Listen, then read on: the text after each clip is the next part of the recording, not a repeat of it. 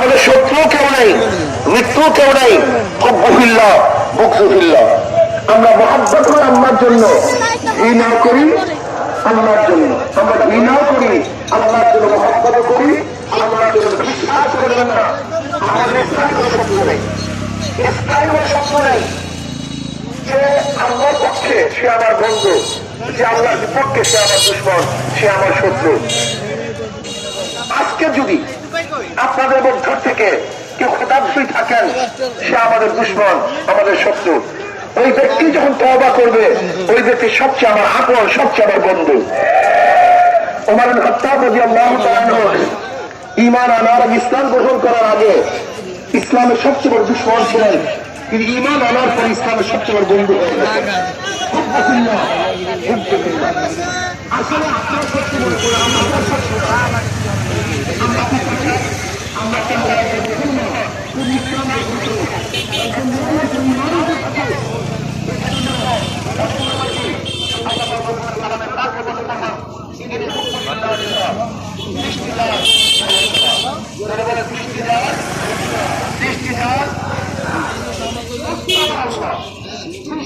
আমাদেরকে সে আল্লাহর আইন চলবে না, ওইটা মানা চায় না।